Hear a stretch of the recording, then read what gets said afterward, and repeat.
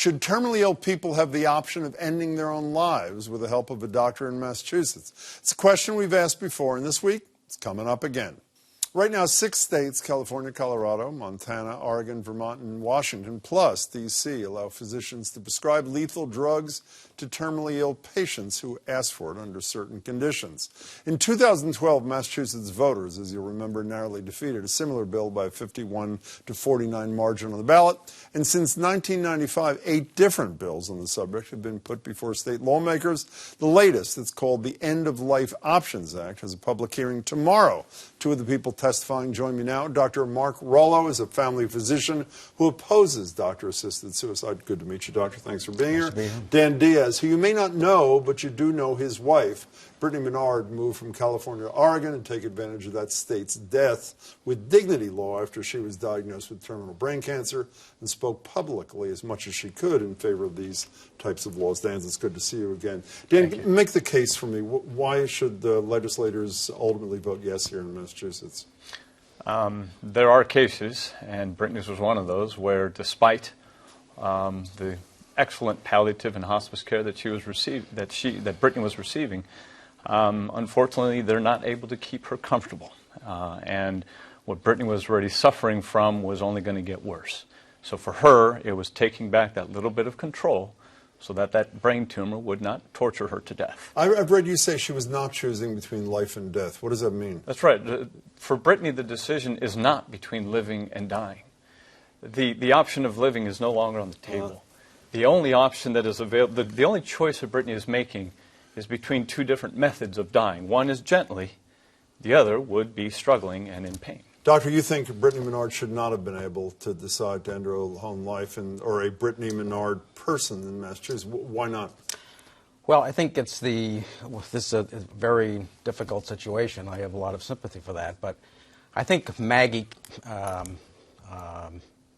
Carner is her name, and you probably don't know who she is, but she said it best. She is a woman, Maggie Carner, who lived in Connecticut. And she had a brain tumor like Brittany's. And she said, Brittany's death puts pressure on me to comply with state-sanctioned suicide. Why? Because it puts subtle pressure on other people to do the same thing. Let me give you an example. The people who are in favor of physician-assisted suicide are generally white, well-insured, and wealthy. And they want physician-assisted suicide because their choices are expanded. But it is the poor, the people of color, the disabled, who are going to be inexorably steered towards suicide. One example... Well, you made it several points. How about responding to that, Dan, if you would?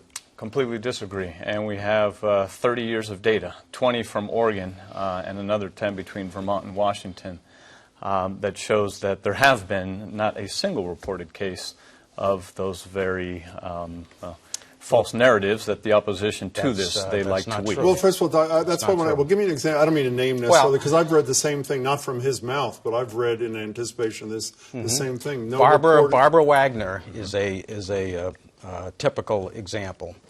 And by the way, tomorrow, Dr. William Toffler, a physician from Oregon, is going to be testifying, and he can talk to you about a lot of the abuses that are happening in Oregon. But Maggie Carner had metastatic lung cancer, and she was on Medicaid, and she asked for chemotherapy to treat her advanced lung cancer. And she received a letter from Medicaid of Oregon saying, we will not pay for your expensive lung cancer treatment, but we will pay for your suicide pills. And she's not the only one to have received this kind of a letter. So his contention is that poor people are, assuming that's factually accurate, I don't know, poor people are clearly discriminated against in this right to die movement, as you might call it. Why are they not? No, and just to finish the example he brought up about Barbara Wagner.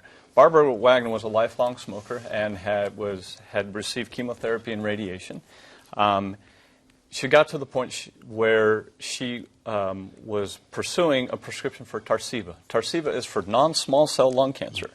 That was not indicative, or that was not appropriate for the cancer that she was suffering from. That is the reason that she did not receive the medication from the state.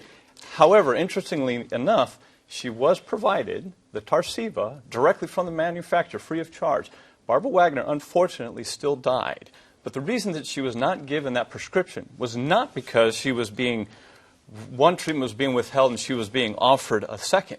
It was because she did not qualify, that prescription did not qualify for the treatment. Doctor, we can't debate it. Yeah. You got to stay with me just for a second here. Let's assume, just stay with his wife for a minute. We have someone who is of sound mind. The state law, and I assume the one here, would have a multitude of protections so that the woman like you described is not put in that pressured position. Is your position that even with a multitude of protections, a person like his wife should not be able to make that decision? Let me finish the thought. She should suffer because some states don't have laws that protect people like the woman you described. No, she should not suffer. And this is why we have superb, excellent palliative care. Well, she knew that too, but she's made a choice. It's not good enough for me. Well, she made a choice, but her choice So the state, just so I'm clear if I can, so the state should make the choice that you're wrong, Brittany. You say it's not good enough for you. The state should not sanction suicide. So in no circumstance. In no circumstance. If I said to you, you can draft every single condition, every single protection, you would still say to the legislature, absolutely, don't because allow it puts pressure on other people and it disrupts the trust between the patient and the physician. Doctor, if I may, I've spoken to fellow doctors, and this is no surprise to either of you, who tell me, and you know this as well, there is physician-assisted suicide now when life support is taken off. Well, that is not physician-assisted suicide. And by the way, what is it? It is withdrawal of care. And right now in Massachusetts, across the country, nobody has to be subjected to treatment. Anyone can say, I'm done, I don't want any more treatment, and treatment is removed. That's very different from giving 100 pills to a patient to kill himself. Is it very different, Dan? No, because the reason is this. Brittany, despite what he mentioned, referred to excellent palliative care, the only legal option for a person like Brittany is the practice known as terminal sedation or palliative sedation. And I believe that's what this doctor is referring to. Palliative sedation is the medical practice of putting a person into a coma and withholding food and water until that person dies, essentially, of dehydration, starvation, and whatever the cancer is doing to that person. Unfortunately, that promise of a gentle passing with terminal sedation is not always achieved. I've seen it firsthand.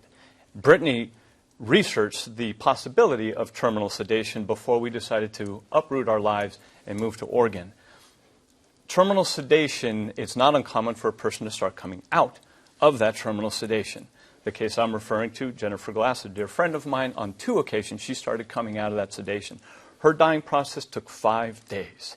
My question for the physician would be, what do you offer my wife Brittany so that she does not have to endure being tortured to death by that tumor? You have a few seconds. When I've asked that question, I've not received an answer. The quick answer is we have superb palliative care in this state, and you're going to be hearing from some of these physicians tomorrow. There is no reason in 2017 that a patient should have to suffer. You can render them with narcotics. Very quickly, then, if you can, please. And that's the thing, though. People are suffering at end of life. The idea that for you to propose that people are not suffering at end of life and that you or a palliative care specialist can control a person's suffering in 100% of the cases, the arrogance of that comment, the statement by the California Medical Association when they removed their opposition to this, they acknowledged that despite the gold standard of hospice and palliative care, we cannot, in all cases, keep a person comfortable. And for Brittany, she was not going to put her faith, her trust, in what that cancer was going to do with her. She was the one taking back that control. Doctor, we have to go. My apologies. Can I make one more point? The important thing is that if it becomes legalized, it is a cheap medical procedure. And cash-strapped governments and profit-motivated are going to be willing to kill people? Are going to choose the cheaper pathway, which has happened in Oregon. That's why you should propose tomorrow some protections in that law. Doctor, it's good to see you. Thank you very much, Dan. Good to see you. Thank you.